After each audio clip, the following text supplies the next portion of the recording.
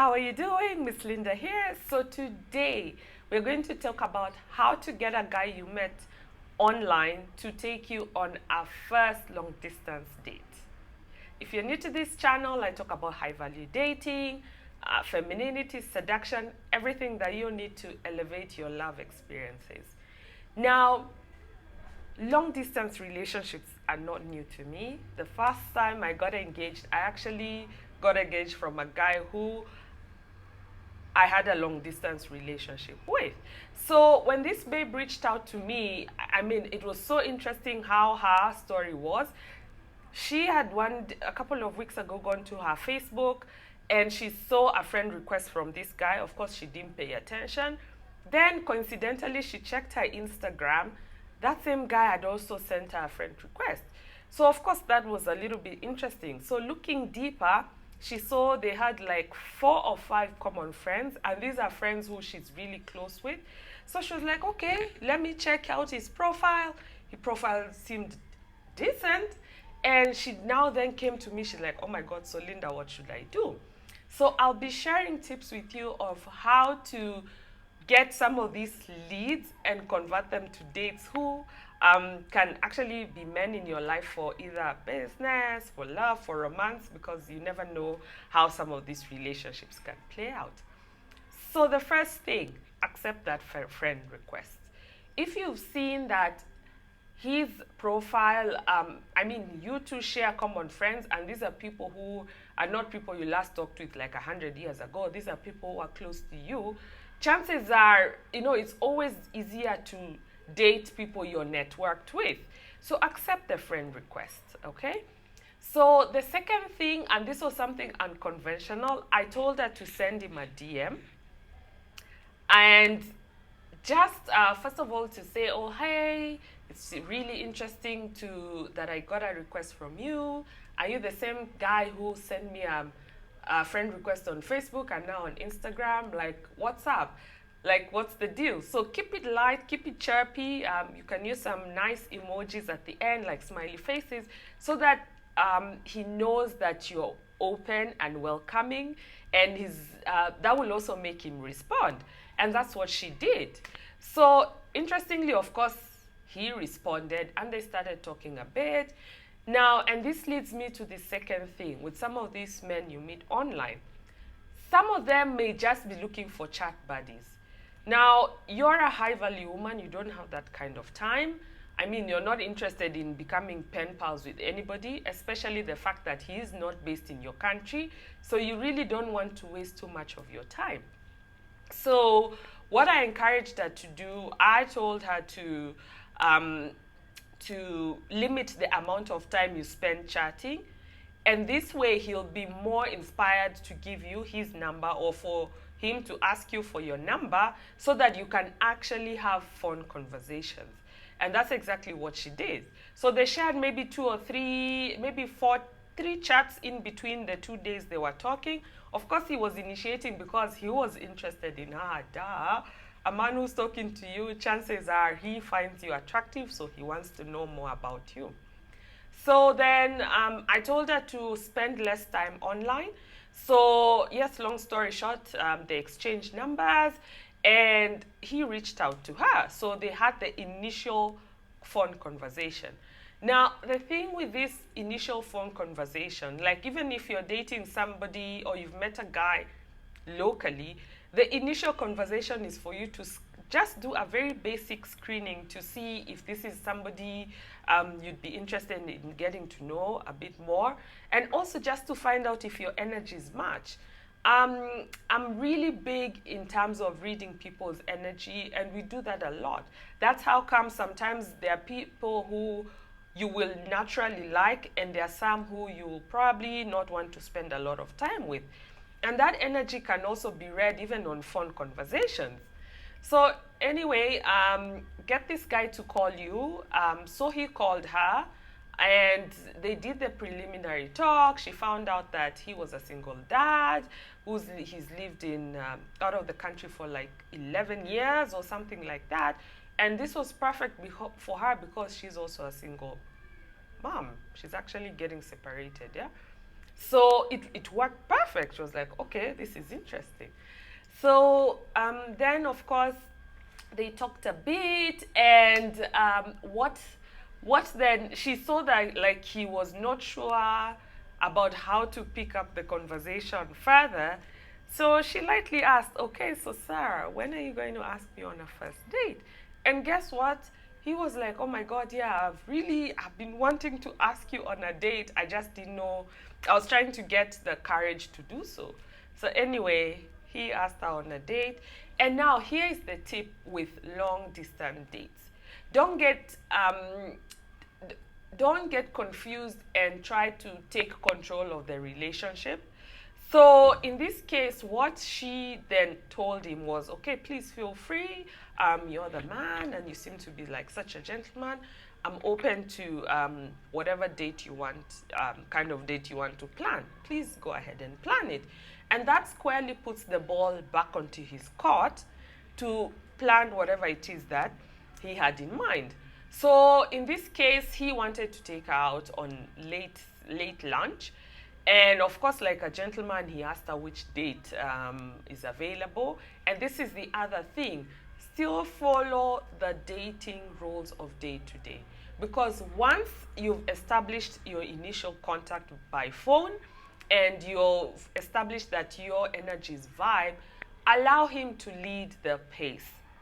So don't get so excited and think that, oh, because he's far away, he cannot make reservations. No.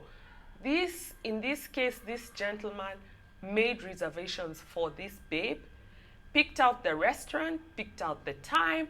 And you know, by this point, you might be thinking, oh my God, Linda, this is so risky. This is a stranger.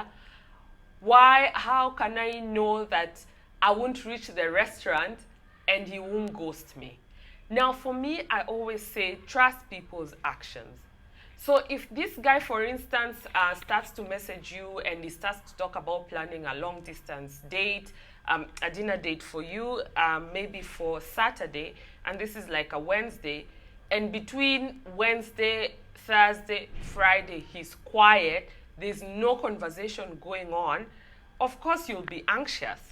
But now, in this particular case, how this man qualified to be a gentleman was he kept at least checking up on her on a daily basis. So this sort of calmed her nerves because she expressed to him that, of course, she's not done long distance dating and she's new to this whole thing. So, of course, him being a man, he picked up on her, what would you call it? He wanted to build his trust. He wanted her to trust her enough to at least get through the first date. So, and these are some of the things you should be looking out for. How consistent is he communicating with you? Because if he goes quiet between Wednesday and your date is on Saturday, and there's nothing he has talked about between all those 2-3 dates, I mean, it will be a little bit crazy for you to think that he will actually see through the date. So anyway, in this case, he planned the date, he kept constant communication. Even on that material Saturday, he reached out to her in the morning just to find out if she's prepared for the date. An hour to the date, he was actually on phone with her just to make sure that she's comfortable, that he's taking her on this particular treat, and he will make good of whatever he's promised her. And in this case, he had told her that he'd take her out on a nice late lunch, and after that, they could have a conversation. And after that, so that it's not awkward, because I think at that point he was feeling like it would be too new, like he wouldn't know how to eat on screen and then she's on the other side of the screen. So he thought that it would be better that she goes, has her late lunch in a beautiful restaurant, then afterwards they can have a face-to-face, what do you call this thing? FaceTime. And remember, you allowed him to set the kind of date that he wanted, and that's really, really important, still putting the ball back to the man. So it went beautifully. He planned everything. When she reached the restaurant, he actually phoned to make sure that she's okay. And these are some of the things you need to pay attention to, especially if you're dealing with men who are not in, who are far away from you. It would be honestly very naive to just trust a man that just because, yes, you have 4 or 5, 6 common friends, that he has dating etiquette. Not all men have dating, have polished up in their dating game.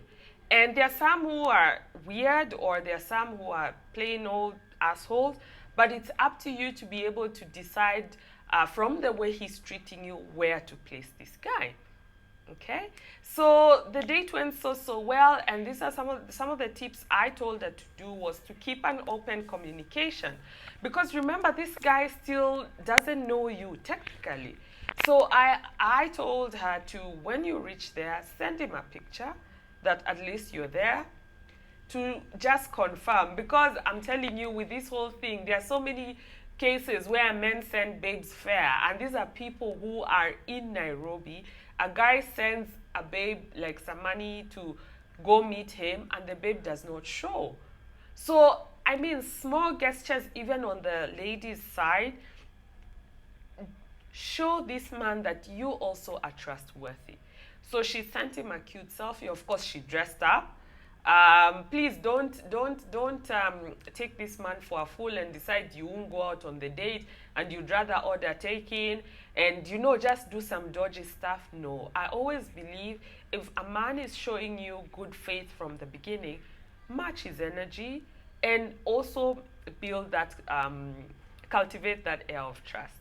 So anyway, she sent some cute pictures, and after dinner, and you see, the other thing was on the payment. Now, what I guided her to do was not to bring up the payment early on. Okay? Remember, this guy had already given steps in terms of how he wants the day to unfold. So one of the things he had requested her was, when you get there, call me and let's talk. So yes, that's what she did. At that point, he said, okay, enjoy whatever it is you want to enjoy.